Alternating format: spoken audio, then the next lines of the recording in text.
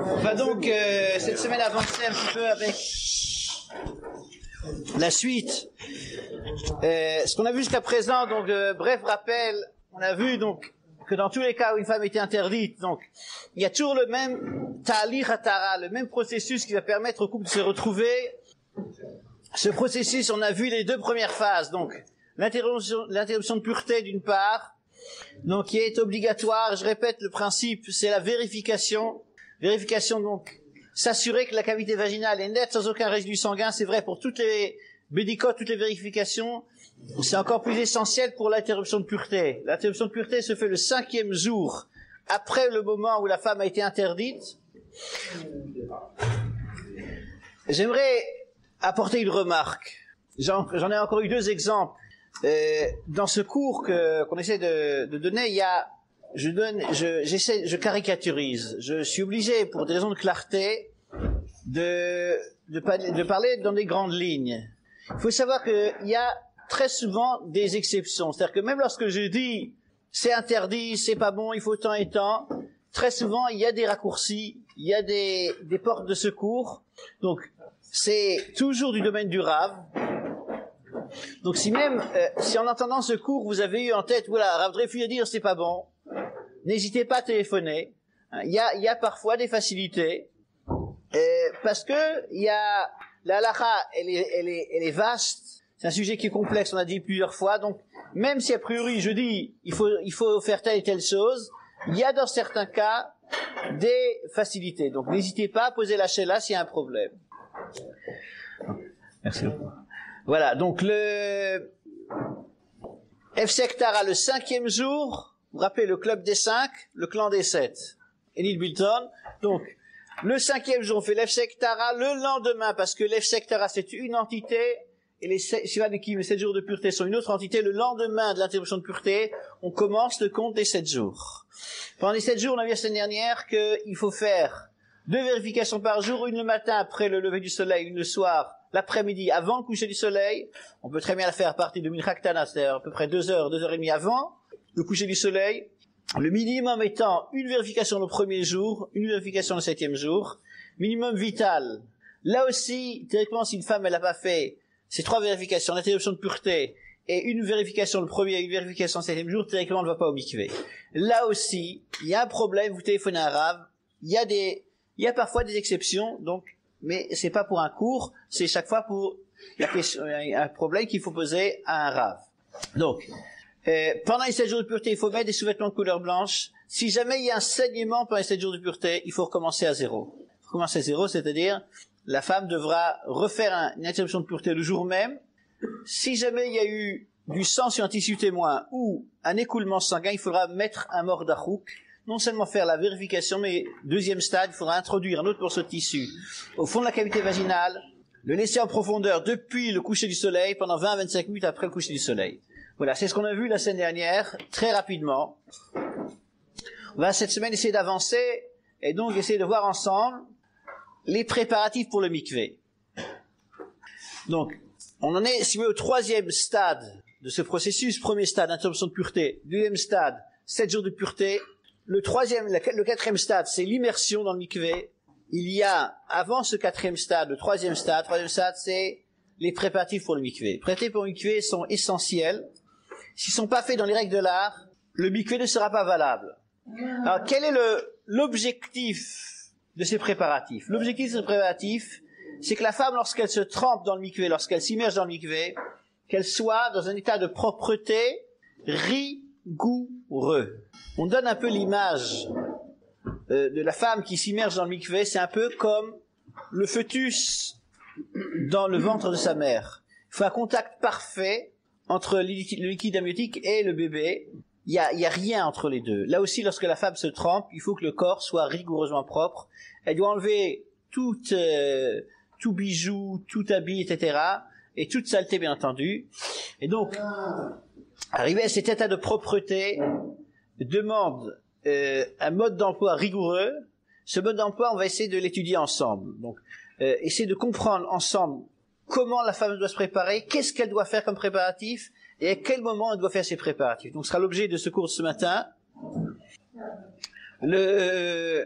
La semaine prochaine, on verra quels sont les corps étrangers qui posent problème, qui font khatitsa. Les corps étrangers qui font khatitsa, donc on verra dans le détail les différents problèmes, là où il faut faire attention ou pas. Alors là aussi, je sais que certains d'entre vous se disent, mais qu'est-ce qu'il veut de nous, Sarah Dreyfus? Mais c'est une affaire de femme. Non. Mais qu'est-ce que, bon, c'est elle qui se prépare. Alors, c'est faux. C'est faux. C'est vrai que madame se prépare, mais ça se fait ensemble. Hier soir encore, il y a un mari qui m'a téléphoné parce que sa femme a passé une petite intervention chirurgicale dans la cavité buccale, et donc il y a un problème de point de suture, etc. C'est le mari qui m'a téléphoné, parce que le mari, il vit la mitzvah avec sa femme. Parfois, madame se gêne un petit peu de poser la question. C'est donc son mari qui va poser la question. Donc, c'est un exemple, et c'est au quotidien. Alors, permettez-moi, avant de rentrer dans le vif du sujet, de vous raconter une petite histoire. La source de cette histoire, c'est la rabbinite El-Krief, qui a le mérite extraordinaire de répandre tellement la Tara en France, en Est-Israël. Donc, c'est une histoire vécue qui est arrivée à Jérusalem il y a une vingtaine d'années.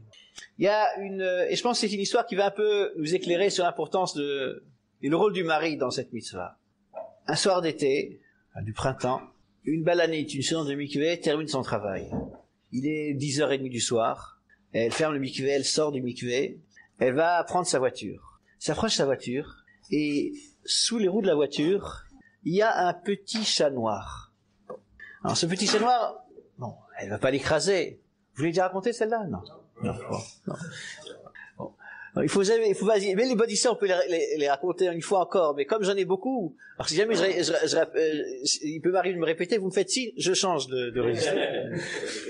Voilà, donc, petit chat noir, elle lui fait, psst, psst. Bon, il bouge pas. Il est tenace, il bouge toujours pas. Elle sait pas quoi faire. Elle va pas l'écraser, le pauvre petit chat noir. 2 minutes se passent, 3 minutes se passent, elle commence à taper du pied, rien, il bouge pas. Bon, elle rentre dans la voiture, commence à klaxonner, elle ressort, petit sourire du chat noir, je suis là. C'est pas pour rien que je suis là, bon, vous allez comprendre pourquoi. Bon, elle retourne dans sa voiture, elle met le moteur en marche, elle ressort, le petit chat noir est toujours là. Je sais pas quoi faire, parce que bon, pour une femme, prendre le chat noir par la queue, c'est pas évident. Bon. Puis tout d'un coup, elle voit quelqu'un qui l'interpelle, un couple s'approche d'elle, le monsieur en uniforme de l'armée, de Tsahal, la femme, une jeune femme, comme ça, en tenue très très légère, et le monsieur, le soldat lui dit, écoutez madame, vous savez pas où il y a, on m'a dit que dans le quartier ici, il y a un mikvé. Elle le regarde, mais c'est maintenant que vous arrivez? Il est presque 11h. J'ai fermé. Alors le soldat lui a expliqué, c'était à l'époque lorsqu'il y avait le Mifza Sheleg, Shlom HaGalil. Donc lorsqu'il y avait la guerre du Liban, il était soldat au Liban. Et même au Liban, parce qu'il y avait appris les halachot avant le mariage, même au Liban, il tenait compte. Le 5e jour, ma femme fait l'interruption de pureté. Le lendemain, elle commence le compte des 7 jours. Il comptait. La veille du mikvé, il a dit à son officier, demain, j'ai une perme. L'officier dit non. Il dit si. Bon. Le lendemain, il a insisté, il a obtenu sa perme. Mais c'était déjà en fin d'après-midi. Il est revenu du Liban en stop. Voilà, madame, c'est pour ça que je suis arrivé un peu tard. Et sa femme l'attendait pas. C'est une bonne surprise. Bon, bien sûr, s'il vient, le lendemain, il devait retourner au Liban. On va au mikvé, même si c'est un peu tard. C'est là que la séance de mikvé a compris pourquoi le petit chat noir était tellement tenace. Mais tout ça parce que le mari, au Liban, il tenait les comptes. Parce que le mari connaissait la halachot, il vivait avec son épouse, toutes ces halachot. Donc, c'est pas le domaine de madame. C'est vrai que techniquement, c'est madame qui fait la démarche, mais le mari doit connaître la halachot autant que madame. Voilà. Donc, ce qu'on va voir, donc, c'est comment arriver à ce résultat. Donc, Tvila Kshera, avec tous les paramètres nécessaires. Donc, ce qu'on va voir dans un premier temps, c'est ce qu'il faut faire, et après on verra quand le faire. Alors ce qu'il faut faire, on va voir donc, il y a une toilette rigoureuse, il faut se peigner les cheveux, et ensuite il faut se vérifier. Donc il y a 3 éléments. La khafifa c'est donc toilette rigoureuse de la tête aux pieds. Ensuite il y a le sirouk, se peigner. Troisièmement, il y a le iyunagouf, c'est l'auto-vérification avant le mikvé. Alors pour illustrer un petit peu pardon? Alors, très bonne question, on verra ça dans quelques instants. Pour illustrer le caractère vital de ces halachot, je vais me donner un exemple qui est ramené dans le Shulchan Aruch. Une femme a oublié de se vérifier avant de se tremper. Ça peut arriver. En sortant du mikvé, elle a encore les pieds dans l'eau du mikvé. Elle est encore sur une des marches du mikvé. Et j'ai oublié de me vérifier. Je vais le faire maintenant. Sur les marches du mikvé, elle se vérifie les cheveux, le corps, c'est-à-dire voir qu'il y a... Le but de la vérification, c'est de vérifier qu'il n'y a aucun corps étranger collé sur le corps. Elle se vérifie. Baruch Hashem, le corps est rigoureusement propre, c'est parfait. Elle rentre à la maison, dit à son mari, tu sais ce qui m'est arrivé? J'ai oublié avant, mais je l'ai fait après. Le mari, s'il a étudié la halachot, lui dira, désolé, mais il faut que tu retournes au mikvé. C'est marqué en Shulchan Aruch, c'est pas une chumra, c'est marqué noir sur blanc en Shulchan Aruch. Pourquoi? Parce que si la vérification n'a pas été faite avant, on a un doute, il y a une possibilité qu'il y ait eu un corps étranger collé sur le corps, et ce corps étranger est tombé de la femme lorsqu'elle est sortie de l'eau du mikvé. C'est-à-dire que pendant qu'elle s'est immergée, il y avait le corps étranger en sortant, avant que se vérifie, il est possible qu'il soit tombé. Donc comme il n'y a pas de certitude qu'en se trempant, le corps était rigoureusement propre, le mikvé n'est pas valable, elle doit se retremper. C'est pas une chumra, c'est une obligation. Donc c'est un exemple du caractère vital de ces halachot, parce que si on ne connaît pas les halachot, on risque de mal les faire et d'oublier les choses essentielles. Donc, première chose, donc la toilette. Il faut une toilette rigoureuse. Même dans le cadre, c'est un cas limite, même dans le cadre où la femme se retrempe 3 fois en fait, ils font 3 immersions successives. Très bonne question. Même ça, si elle s'est vérifiée la 3e fois, après la 3e fois, si c'est vérifié après la 3e fois, il faut avoir une certitude que lorsqu'elle s'est trempée, elle soit propre. Donc même si elle s'est trempée 10 fois, si c'est pas vérifié avant, le problème il existe. C'est se retrempe, c'est recommencer, non? Pardon? C'est se retrempe, c'est recommencer, non? Recommencer quoi? C'est la replonge. Donc elle refaisait le mikvé, c'est-à-dire si elle sort, elle se vérifie. Oui. Elle sur place. Ouais, alors c'est parfait. Non, parce qu'il y a des femmes qui se trempent trois fois.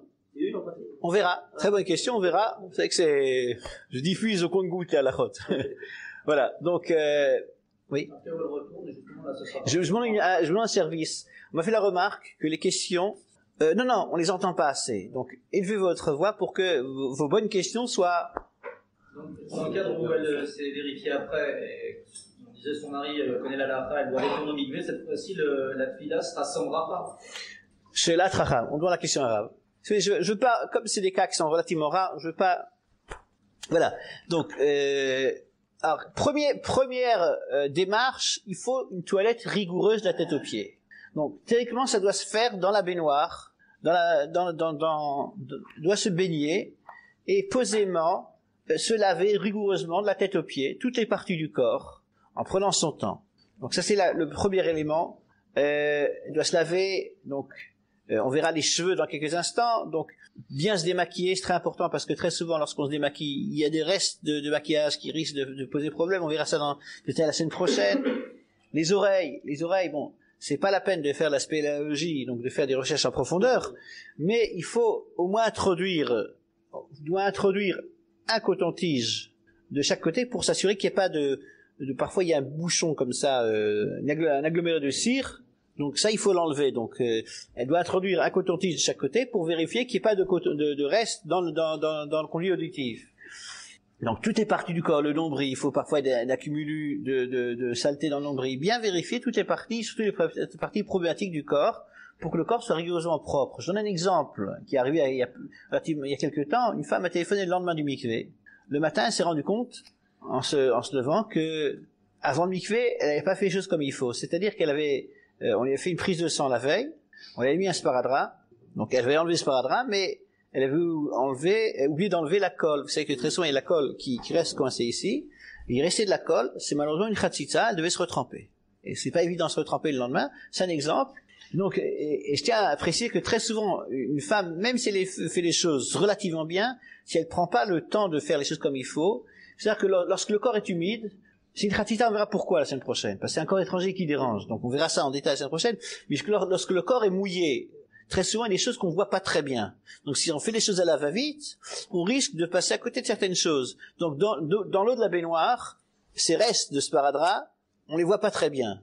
Il suffit que l'éclairage soit pas très bon, qu'elle peut passer à côté. Donc c'est pourquoi il faut faire les choses de manière posée, de manière relaxe.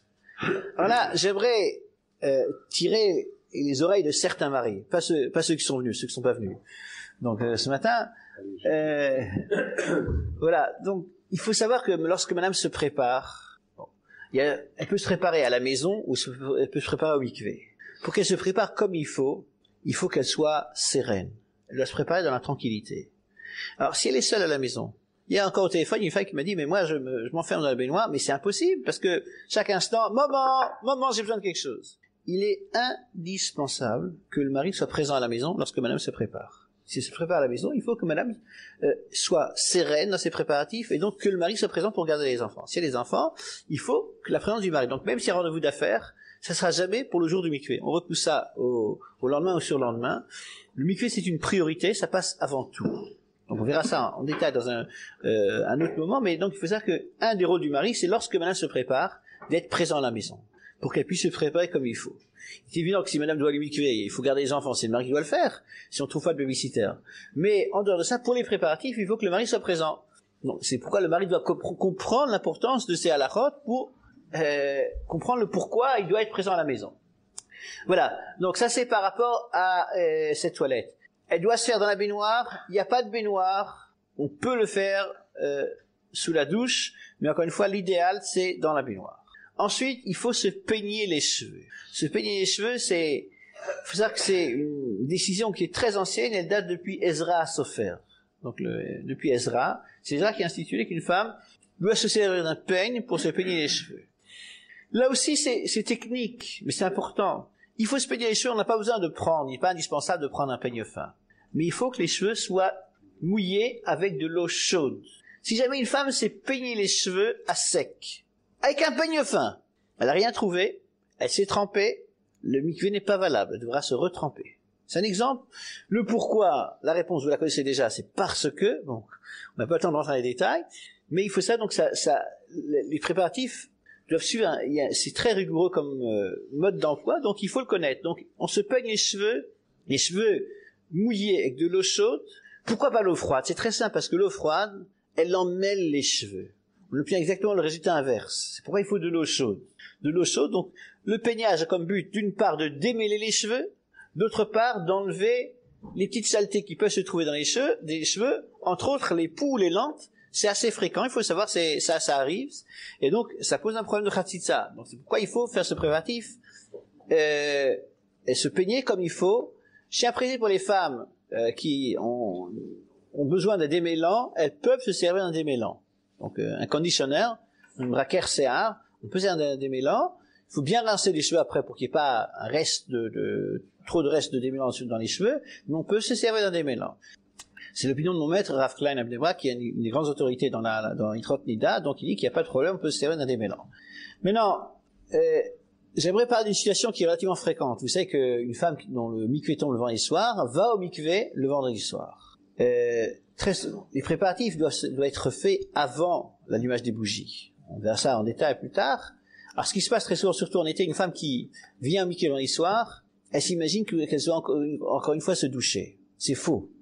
Le vendredi soir, lorsqu'on a le mikvé, on se douche pas, on se trempe. Avant de se tremper, il faut humidifier les points de contact du corps, entre les doigts de pied par exemple, et tous les autres points de contact, là où la chair touche la chair, et s'auto-vérifier. Un point, c'est tout. Donc une femme, si elle veut se doucher, il y a un problème, parce qu'on peut pas servir de l'eau chaude, il faut servir de l'eau froide. Alors on a dit, l'eau froide, elle emmêle les cheveux, donc si elle va se doucher, surtout si elle va se doucher les parties chevelues du corps, au lieu de faire une bonne chose, elle va faire l'inverse, elle va s'emmêler les cheveux. Donc, moralité, une femme qui tient à se doucher, elle doit faire très attention de pas que les parties chevelues du corps ne soient pas en contact avec l'eau. Si jamais ça a été fait, elle s'est douchée avec l'eau froide, il faudra qu'elle se revérifie les cheveux. Elle peut pas le faire avec un peigne parce que c'est Shabbat, mais avec les doigts, elle doit vérifier que les cheveux ne se sont pas emmêlés. Voilà, donc ça c'est par rapport aux cheveux. Les autres parties poilues du corps, donc celles qui ne s'épilent pas, doivent démêler les poils.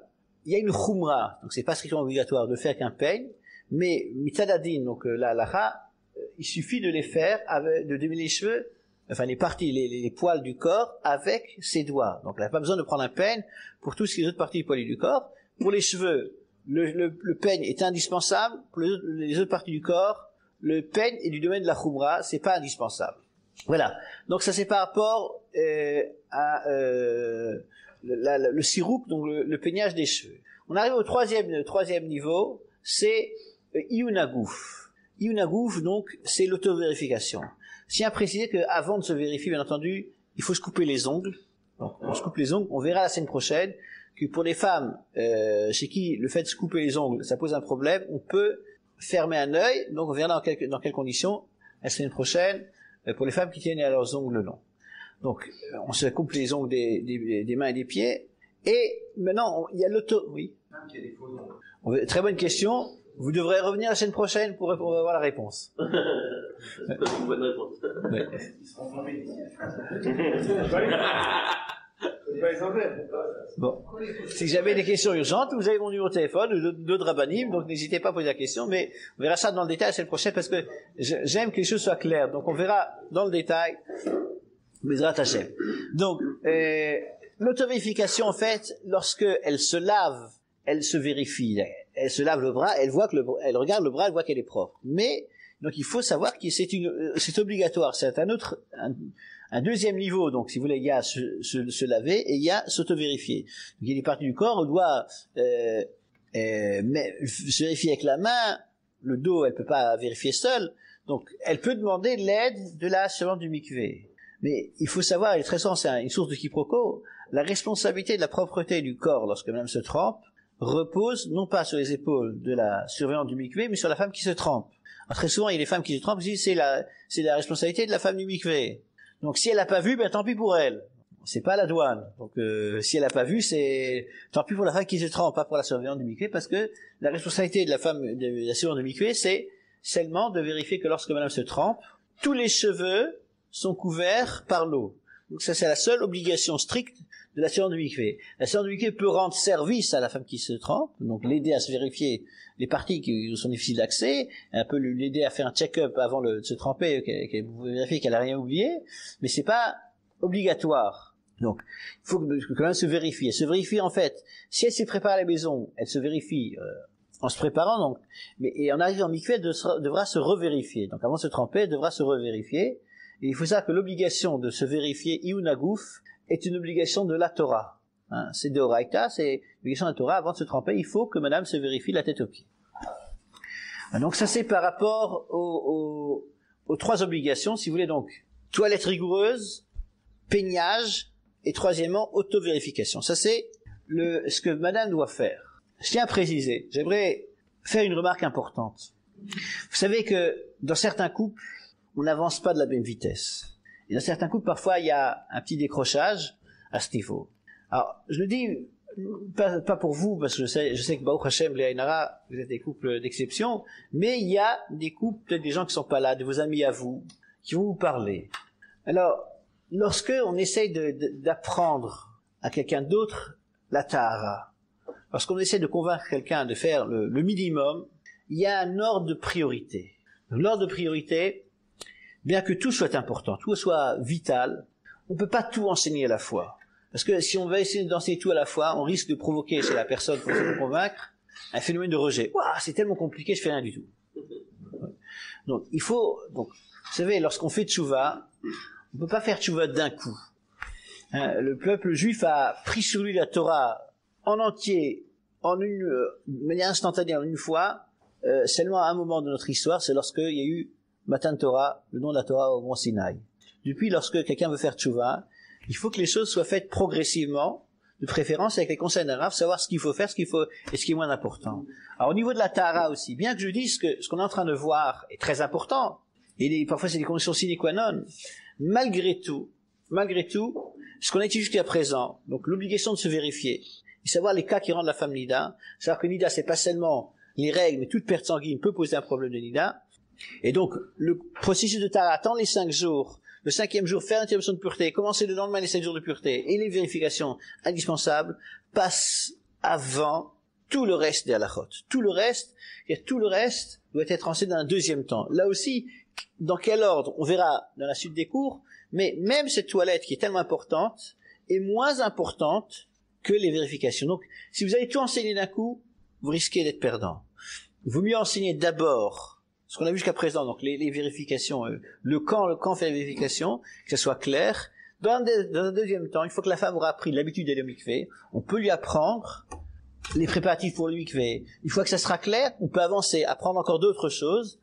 Les achakot, donc le mode de communication en période de retrait. Là aussi, ça passe après les vérifications. Donc tout ça, on verra, B'ezrat Hashem, je donne un exemple, lorsqu'on arrivera à ces questions du mode de communication en période de retrait. Donc, ce qu'on est en train d'apprendre est très important, malgré tout, lorsqu'une femme est débutante et que elle n'est pas tellement intéressée, elle est prête à faire le strict minimum, on commence à lui enseigner d'abord les vérifications avant de lui parler des préparatifs du mikvé et du reste. Voilà. Donc, je reprends donc les préparatifs du mikvé. On va essayer de voir maintenant le timing. Si vous voulez, les horaires, etc. Le moment. Ouais. Voilà. Dites-le avec des fleurs. Voilà. Donc, on va essayer de voir donc l'emploi du temps donc d'une femme qui va aller au mikvé. En fait, cet emploi du temps, il commence bien avant le jour de mikvé. Pourquoi? Parce qu'une femme qui s'épile, qui se coupe les cheveux, le khatrila, a priori, elle doit le faire 3 jours avant le mikvé. Donc elle doit faire ça 3 jours avant le mikvé, pour différentes raisons. Entre autres, je donne un exemple. Une femme qui s'épile avec la cire, il est fréquent, il y a des petits morceaux de cire qui restent collés sur le corps. Et donc, un morceau de cire qui reste collé sur le corps, c'est une khatsitsa. Donc, ces préparatifs, s'épiler, etc., se couper les cheveux, on les fait le khatrila 3 jours avant. On l'a pas fait 3 jours avant, on peut le faire la veille, même le jour du mikvé, en se vérifiant mieux après. Ça n'a pas été fait dans beaucoup de cas, la femme pourra quand même aller au mikvé. Il faut savoir que l'épilation n'est pas une condition sine qua non, mais là aussi, c'est une bonne chose de prendre conseil avec un rave, si une femme va arrêter de s'épiler, savoir comment ça peut se faire. Donc, 3 jours avant, c'est a priori, mais ça peut aussi être fait le jour du mikvé. Le jour du mikvé, il faut savoir qu'il faut éviter, donc il est même interdit de manger de la viande. Pourquoi on n'a pas le droit de manger de la viande le jour du mikvé? C'est parce que c'est pas de la Kabbalah, c'est pour une raison très terre à terre. Si une femme mange de la viande, la viande a tendance à rester coincée entre les interstices dentaires, et donc lorsqu'elle se trempe, elle risque d'avoir un morceau de viande entre les dents. Si jamais elle a un morceau de viande entre les dents, le mikvé n'est pas valable. Si jamais il lui restait un morceau de viande entre les dents, le mikvé n'est pas valable, il devra se retremper. Même s'il trouve ça le lendemain. Donc c'est pourquoi on essaie d'éviter de manger de la viande. Maintenant, s'il s'agit d'un jour de fête, ou un Shabbat, ou d'une Soudat Mitzvah, madame pourra manger normalement de la viande. Ce qu'il y a, c'est que lorsqu'elle va se préparer, lorsqu'elle va se brosser les dents, elle le fera avec plus d'attention. Très bonne question. Réponse, bien que la femme n'a pas besoin d'ouvrir la bouche lorsqu'elle se trempe, malgré tout, il faut que la cavité buccale soit rigoureusement propre. Ça s'appelle Bet Astarim, il faut que les cavités du corps soient aussi propres. Donc, avant de se tremper, donc, le jour du mikvé, on essaie d'éviter de la viande. Si madame a oublié, elle a mangé de la viande un jour de semaine, elle ne repoussera pas le mikvé. Donc il faut éviter de le faire, mais ça a été fait, elle repousse pas le mikvé. Il faudra qu'elle se brosse mieux les dents avant de se tremper. Non, manger la viande. Ouais, le mikvé, dans certains cas, si madame a un gros problème de khatsitsa, elle pourra pas le mikvé. Il faut que le mikvé soit valable.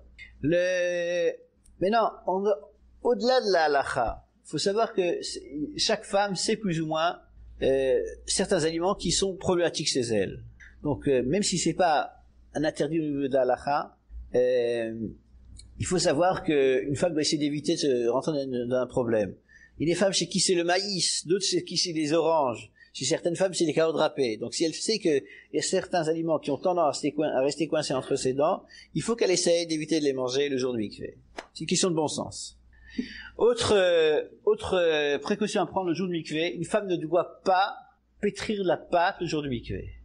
De nouveau, pourquoi? Parce que la pâte a tendance à rester coincée entre les ongles et les doigts, et donc ça risque de poser un problème de khatsitsa. C'est un morceau de pâte qui est coincé sous le doigt, mais c'est un petit morceau, la femme devra se retremper. Donc on évite de faire la pâte le jour du mikvé. Si une femme a l'habitude de faire des chalotes pour Shabbat, et que son mikvé est vendredi soir, Dans un tel cas, elle fera ses chalotes normalement, parce que de nouveau c'est devoir mitzvah. Un jour, il faudra bien entendu qu'elle se vérifie mieux les ongles pour voir s'il n'y a pas de reste coincé entre sous les ongles. Oui. Si elle épluche des noix et qu'elle a donc les doigts qui vont... Très bonne question. La semaine prochaine. Oui. Voilà. Donc par rapport, donc. On verra la même chose pour le dernier ongle, etc. Exactement, la semaine prochaine. Voilà. Donc C'est une pratique ça. Elle s'en rend compte le lendemain matin, il y a eu des rapports avant. On téléphone. Donc, question qu'on pose ici, si il y a le lendemain du mikvé, elle se lève le matin, elle voit qu'il y a un problème. Ou le soir du mikvé, rentrant à la maison, on téléphone au Rav. Hein, c'est chaque fois une question au niveau du Rav, parce que ce que je suis en train de vous enseigner, c'est un a priori. Dans certains cas, c'est Akev Diava, donc ça sera pas valable. Dans certains cas, ça sera moins rigoureux. Donc ça, c'est une question au cas par cas à poser au Rav. Je tiens à préciser quand même pour les femmes qui sont un peu stressées, il y a marqué dans le Ramban que après le mikvé, une femme ne doit pas commencer à se casser la tête. Est-ce que j'ai bien fait les choses? Elle doit être sérieuse dans ses préparatifs avant le mikvé. Après le mikvé, voilà. C'est fini. Donc on n'y pense plus. Si jamais elle trouve un problème objectif, on téléphone au Rav. Mais c'est pas à peine. L'obligation de se vérifier, c'est avant le mikvé. Hein, c'est pas après le mikvé.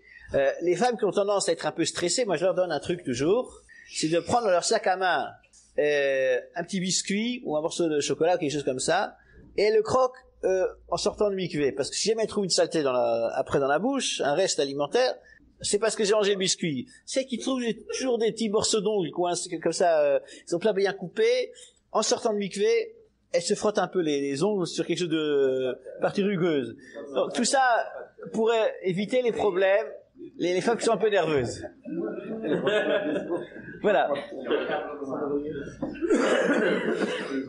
Je tiens à préciser là aussi, au niveau de la lacha, ce qui est marqué dans la lacha, c'est la pâte. Là aussi, une question de bon sens. Par exemple, les jardiniers d'enfants essaiera d'éviter le jour du mikvé de faire des collages. Parce que même si la colle n'est pas marquée dans la lacha, il est évident qu'il est dommage de rentrer dans un problème qui sera difficile à résoudre, donc on évite de faire des collages de toute chose qui peut rester collée. La peinture à l'huile, bon, vous connaissez la suite, mais il faut éviter ça le jour du mikvé. C'est plus difficile, mais c'est bien plus beau que la peinture à l'eau. Voilà, donc ça c'est par rapport au jour du mikvé. Maintenant, les préparatifs du mikvé, là j'aimerais pour une fois rentrer un peu dans l'explication, parce qu'il faut comprendre au vu du timing, quel est le moment idéal où faire les préparatifs. Alors, il y a une machloket rishonim, deux approches au niveau des commentateurs. Rashi nous dit, il vaut mieux que la femme se prépare 2 jours, parce que si elle va se préparer le soir, et c'est que le plus vite elle va faire les choses, elle pourra se tremper rapidement, retrouver son mari rapidement. Donc, elle risque de faire les choses en 4e vitesse. C'est pourquoi Rashi dit, il vaut mieux faire les choses 2 jours, parce que 2 jours, elle peut pas se tremper avant la tombée de la nuit. Donc, elle va faire les choses posément. Ça, c'est Rashi. Tosfot, ils disent, non. Il vaut mieux faire les choses de nuit. Pourquoi? Parce que si elle va faire les choses de jour, elle risque, entre les préparatifs et l'immersion dans le mikvé, d'avoir de nouveau des corps étrangers qui vont se coller à son corps. Donc, moralité, il vaut mieux faire les choses de nuit. Alors, comment est-ce qu'on trouve une solution, un compromis entre les deux opinions? C'est très simple. Le Shulchan Aruch, il dit, il est possèque, que le minag tov, la bonne chose à faire, c'est de commencer 2 jours, peu de temps avant la tombée de la nuit, le temps nécessaire aux préparatifs de jour, il faut 45 minutes avant la tombée de la nuit, pour se tremper dès la tombée de la nuit. Alors, il faut savoir que ce minag tov est tellement important, qu'à Jérusalem, c'est une jolie histoire, il y a quelques dizaines d'années, lorsqu'il y avait les premiers kollim en Israël, enfin à Jérusalem, dans les kollim à Jérusalem, les avrim, donc les étudiants dans les kollim, ils avaient 2 après-midi de libre par mois. Une après-midi de libre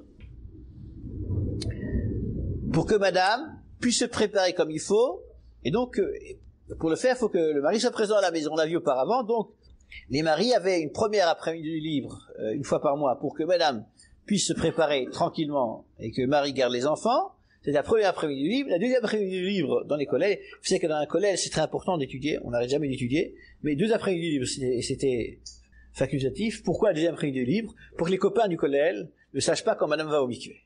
Voilà. Donc ça, c'est les 2 après-midi de livre pour vous montrer telle l'importance de se préparer à temps. Voilà. On avance. Une femme ne peut pas le faire. Elle n'arrive pas, son mari ne peut pas venir. Quand est-ce qu'elle va se préparer? Il y a 2 possibilités. Une femme peut se préparer 2 jours. Donc, avant la fin de l'après-midi, l'idéal c'est le mieux serait dans les 3 heures qui précèdent le mikvé. Mais si une femme est consciente que en fin d'après-midi ou de l'après-midi, c'est impossible parce que les enfants ils font les 400 coups et que le matin au contraire les enfants sont à l'école, donc elle sera relax. Elle peut se préparer le matin. L'après-midi, le soir, en arrivant au mikvé, elle refera une bonne douche, et bien même se prendre un bain comme ça 10 minutes, encore une fois, se repeignera les cheveux, et bien entendu, elle refera le Yunagouf, l'auto-vérification, elle se rebrossera les dents, etc. Donc elle refera rapidement les préparatifs qu'elle a fait le matin. Une femme ne s'est pas préparée 2 jours, elle peut se préparer le soir. Seulement, si elle se prépare le soir, on a le problème. Ce que Rashi a dit, elle risque de faire les choses en 4 vitesse. C'est pourquoi il y a une takana, donc il y a une décision qui date du Maharsha, très ancienne, qui dit qu'une femme qui se prépare de nuit, elle a un minimum vital. Donc pour qu'elle fasse les choses de manière posée, donc on a institué qu'elle doit faire 1 heure de préparatif. Comme ça on est sûr, si on lui met un quota d'1 heure, elle va pas se presser. Maintenant, dans certains mikvaot, si chaque femme qui vient, elle s'est pas préparée à la maison, elle se prépare au mikvé. Si elle va arriver au mikvé, et commencer à se préparer au mikvé, et ça va prendre 1 heure, il y aura un bouchon. Ça va durer très longtemps parce qu'il y a d'autres femmes qui attendent. Donc, si jamais une femme se prépare au mikvé, et qu'il y a beaucoup d'autres femmes qui attendent, dans un tel cas, l'opinion de mon maître à Vosner, c'est que on peut passer d'1 heure minimum à 1 demi-heure minimum. Donc le minimum serait dans un tel cas d'1 demi-heure. Donc l'idéal, ça doit prendre 1 heure. S'il y a un problème, ça peut passer à 1 demi-heure. Le vendredi soir, on l'a dit auparavant, une femme fait tous les préparatifs avant l'allumage des bougies, elle va au mikvé, elle s'humidifie les points de contact, et elle s'auto-vérifie, elle se trempe un point, c'est tout. Motzei Shabbat, donc là, les Ashkenazim se préparent vendredi après-midi et refont les préparatifs rapidement Motzei Shabbat, au lieu des Sfaradim. Il y en a qui font comme les Ashkenazim, et il y en a qui font seulement Motzei Shabbat. En ce qui concerne, lorsqu'il y a 2 jours de fête, ou Shabbat et Yom Tov, une femme fait les préparatifs avant l'entrée du premier jour, et entre les 2 jours, ce qu'elle devra faire, c'est se brosser les dents délicatement pour pas se faire saigner, et en allant au mikvé, elle devra donc, après tout ça, après la tombée de la nuit, en mikvé, elle devra bien s'humidifier les points de contact, et bien se revérifier. Oui, c'est pour ça qu'elle se brosse délicatement les dents, mais elle n'a pas besoin de repousser son mikvé. Bien entendu, la veille du jour de fête, du Shabbat, elle devra, lorsqu'elle s'est peigné les cheveux, arranger les cheveux de manière sous son couvre-cheveux, sous son tissu roche, d'arranger les cheveux pour qu'ils ne s'en mêlent pas. Elle devra, pendant le jour de fête ou le Shabbat, éviter le contact avec les choses qui peuvent rester collées. Si elle a touché les choses qui peuvent rester collées, elle devra bien se laver les mains tout de suite après avoir touché ces matières collantes. Parfois de la bouillie, des choses comme ça pour un bébé, ça peut rester collé, ça peut poser problème. Donc c'est par rapport au jour de fête. Il faut savoir que là aussi, on repousse pas un mikvé. Même s'il y a 2 jours de fête, parfois en France ou en Israël, il peut y avoir 3 jours d'affilée. Rosh Hashanah, c'est le cas. 2 jours de Rosh Hashanah plus Shabbat, ça peut faire 3 jours. Donc malgré tout, même après 2 jours, elle ira au mikvé, elle repousse pas le mikvé. Vendredi soir, elle y va le vendredi soir. Elle y va. Les endroits où ils peuvent pas porter. Alors, dans ces endroits, il y a des serviettes au mikvé. Elle y va sans. Oui, elle y va sans rien, des serviettes au mikvé pour les femmes qui viennent. Voilà. Est-ce qu'il y a des questions par rapport à ce qu'on dit jusqu'à maintenant? On dit qu'il y a rien qui peut reculer, même alors s'il y a un cas de susceptibilité, on va dire, le soir même, en dernière minute. Ouais. Et ces gens-là sont nos parents. Oui. Alors très bonne question. Là, on va commencer. Je profite de l'occasion pour commencer vous savez, chez moi, c'est un dada. J'ai un principe qui s'appelle le never. C'est un mikvé ne se repousse jamais. Donc, en anglais, never. Sauf Kippour et le soir du Tisha B'Av. En dehors de ça, on fait tout pour jamais repousser un mikvé. Alors, avant de répondre à votre question, j'aimerais parler d'un problème brûlant, pas chez vous, mais chez d'autres personnes. Il y a 2 moments où, dans certains couples juifs très rares, il y a de l'atmosphère à la maison, ça chauffe. C'est d'habitude le vendredi après-midi, le Israël dit, c'est là que, bon.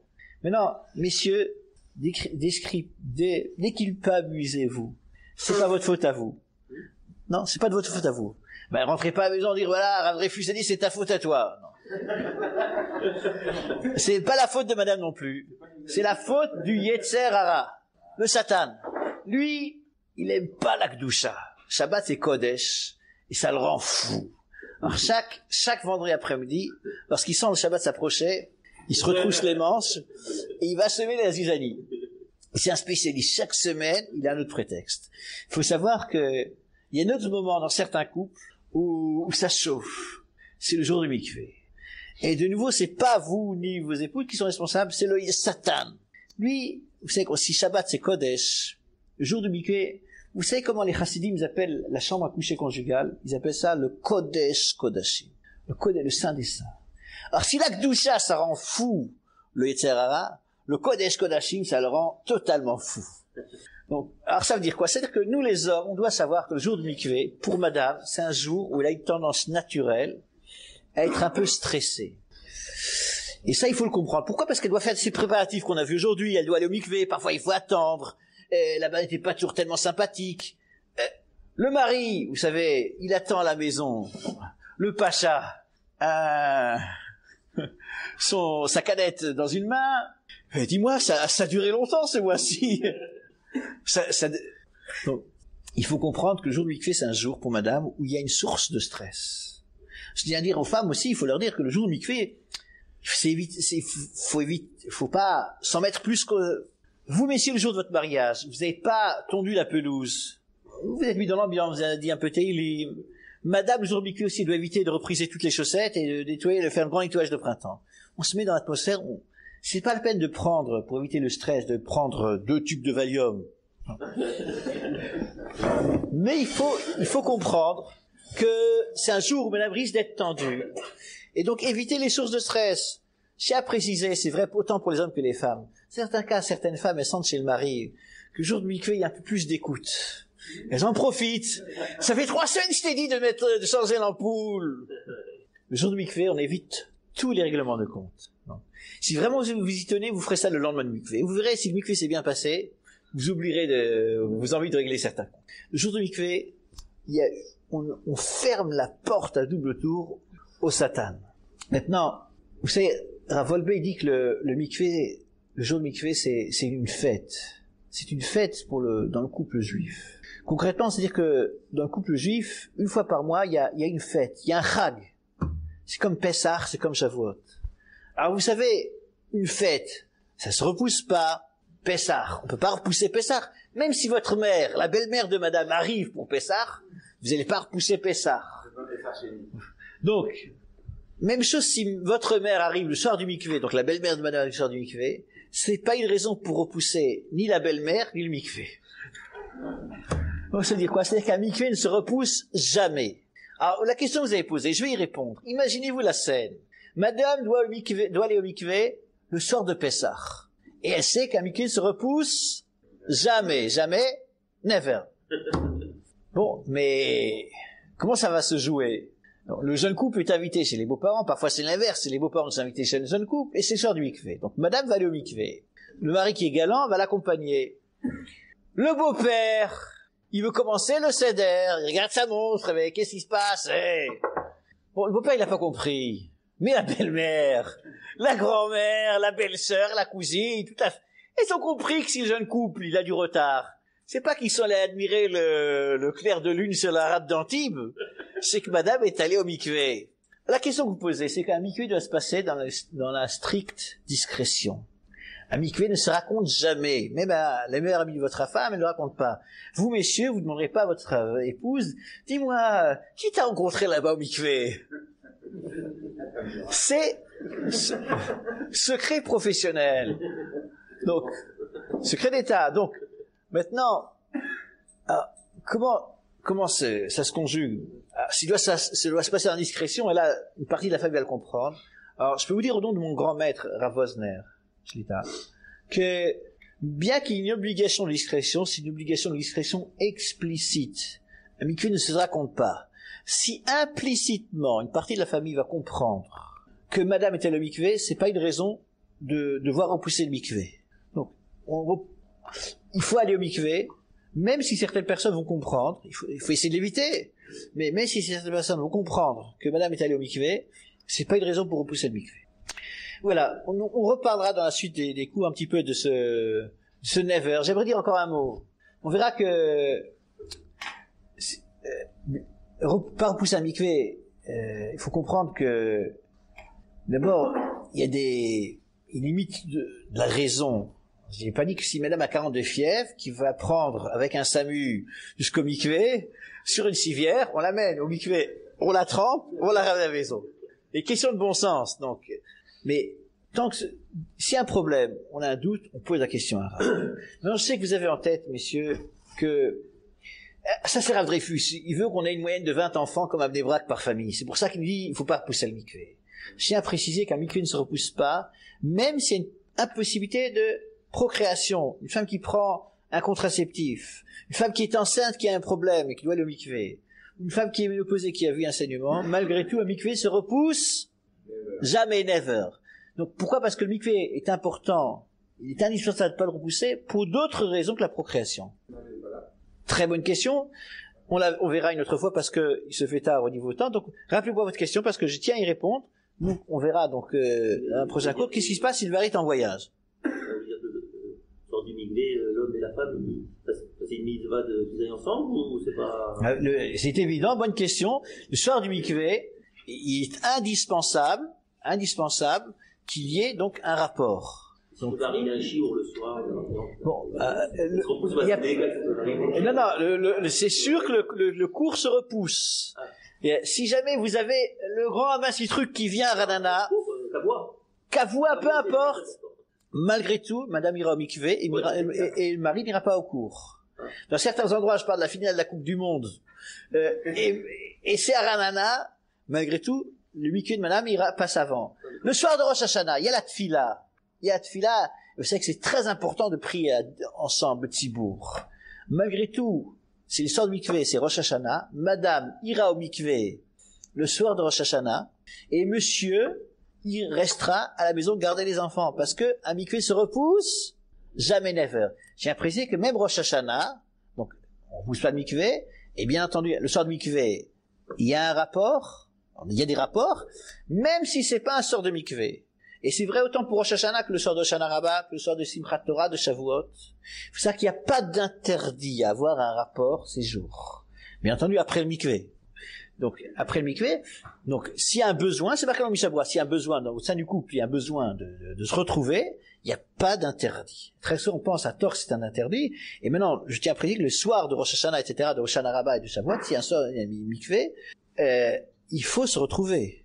Alors, je veux dire ce qu'on m'a posé une fois comme question, comme ça, en public, mais Rav Dreyfus, qu'est-ce qu'on fait si on s'est disputé le soir de mikvé? À Radana, ça arrive jamais, au Hashem.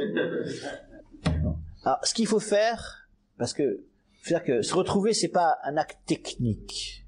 Et il est marqué dans la halakha que si jamais il y a eu un désaccord, on peut pas se retrouver. Parce que un acte, des rapports dans la querelle, c'est impossible. C'est un acte technique, c'est invivable. Alors ce qu'il faut faire le soir du mikvé, si on s'est disputé, on fait le shalom. On fait le premier pas pour le shalom. Je dis pas que c'est facile. Mais même si elle a tort, ou vice versa, vous allez être le plus fort, vous allez faire le premier pas vers le shalom. Vous allez voir, vous allez lui dire un mot, une phrase, tu sais, j'ai tort, je demande pardon. Dans beaucoup de cas, elle va vous dire, mais non, c'est pas vrai, c'est de ma faute à moi. Mais il faut avoir la force de faire le premier pas. Et vous savez, on a tous un compte en banque, en bas et en haut. Chaque fois qu'on fait une mitzvah, le compteur, il tourne. Lorsque vous êtes en train d'écouter ce cours, je peux vous dire que votre compteur, il tourne très vite. Parce que une mitzvah, Talmud Torah, l'étude de la Torah, surtout la Torah de la Tahara, c'est prodigieux. Il y a un moment où le compteur en haut, ça devient un moteur à propulsion à énergie atomique, une turbine. C'est lorsqu'on s'est disputé et qu'on décide, nous, de faire le premier pas vers le shalom. Parce que c'est trop important. C'est trop important. On peut pas risquer son couple pour parfois des questions de principe, des questions d'amour propre. Il faut la force de, parfois, dominer sa passion pour le shalom. Voilà. Pour bien aussi des choses. Quand vous dites à chaque fois, il faut jamais repousser le mikvé, c'est pour ne pas repousser la relation conjugale, ou c'est ça rien à c'est pas dit. Même bonne question. Dernière question, si jamais, on peut qu'est-ce qui se passe si il y a possibilité technique, le mari est malade. Le mari, c'est pas madame, le mari est malade, donc il peut pas avoir de rapport. Malgré tout, bien qu'il n'y ait pas de rapport possible, pour qu'on puisse, il y a quand même des choses qui vont se... Ouais, donc, la femme ira au mikvé, donc techniquement il faut un rapport, maintenant il y a une impossibilité technique, malgré tout la femme ne repoussera pas le mikvé. Donc la question des voyages, on verra ça la semaine prochaine.